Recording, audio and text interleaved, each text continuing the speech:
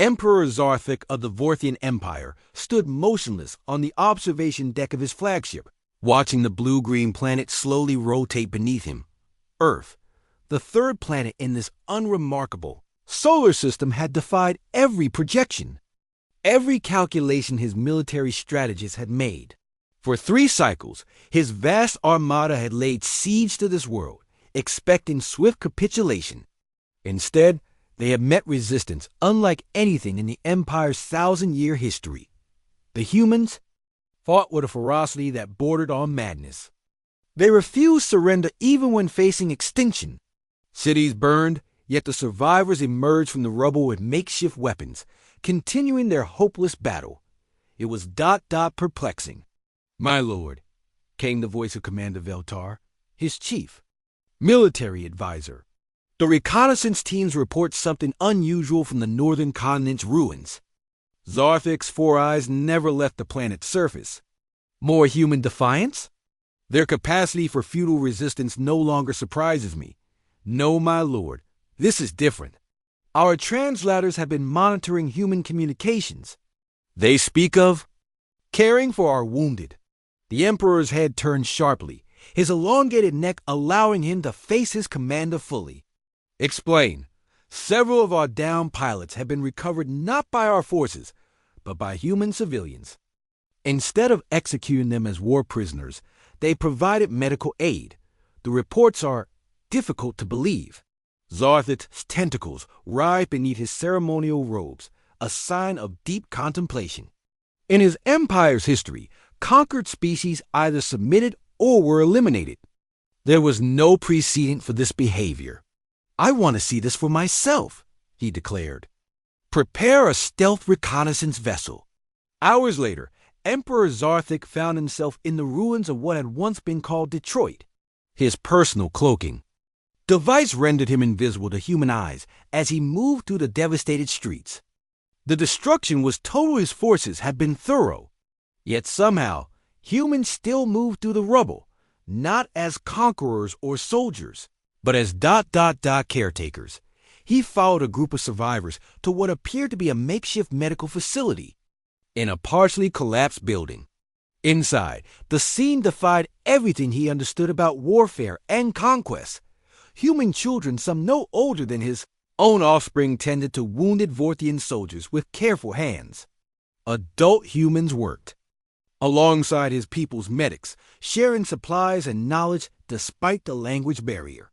Most shocking of all, you watched a human female carefully feeding nutrition paste to a dying Vorthian pilot, speaking soft words in her primitive language.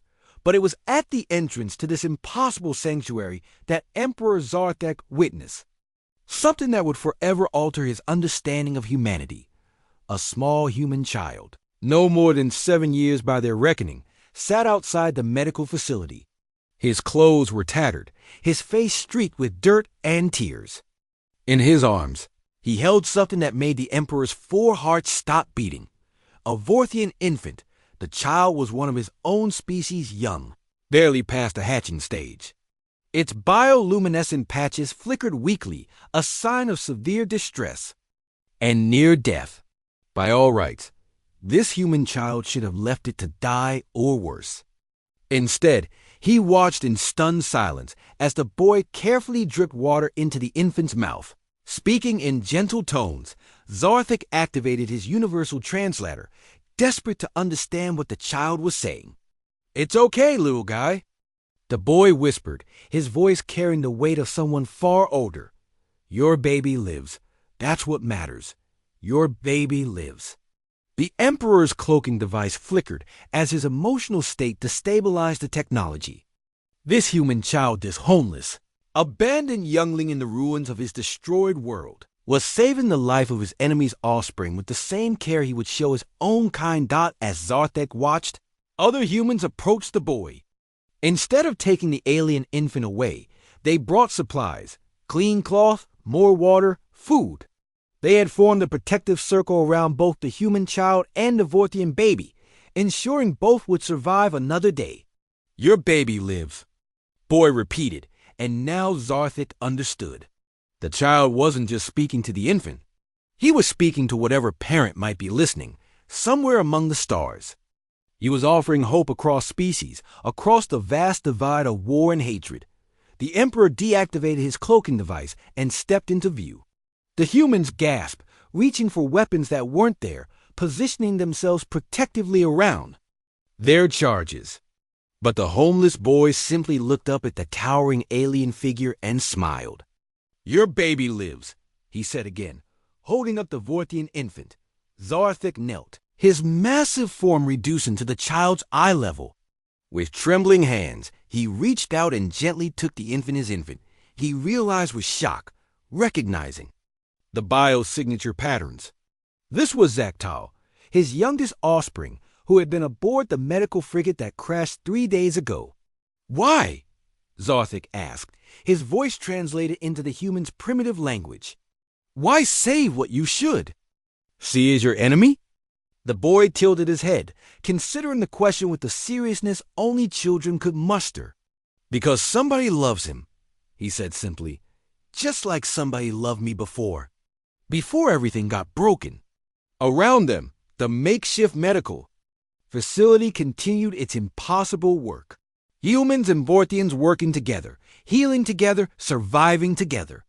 In the face of total war, they had chosen something else entirely. Emperor Zarthik stood slowly, his infant child secure in his arms. He looked around at the faces, human and Vorthian alike, all watching him with cautious hope. "The war is over," he announced, his voice carrying through the translator to every human in the facility. "By imperial decree, all hostilities cease immediately." He looked down at the homeless boy who had saved not just his child, but his understanding of what it meant to be truly civilized. "What is your name, young one?" "Marcus," the boy replied. "Will you take care of him? Your baby?" "Yes," Zarthik said, his voice thick with emotion his species rarely displayed. "And Marcus, would you help me learn how to take care of all the babies, yours and mine?" The boy's smile lit up the ruined world. "Yeah, I'd like that." As Emperor Zarthik walked back toward his shuttle, his infant son sleeping peacefully in his arms, he understood why his mighty empire had failed to conquer Earth. You cannot defeat a species that sees enemies as babies. To be saved, that finds hope in hopelessness, that chooses love when logic demands hatred. Humanity won not through superior firepower or strategy, but through something far more powerful. The simple recognition that every life, no matter how different, was worth saving. The war was over. The real work of peace was just beginning.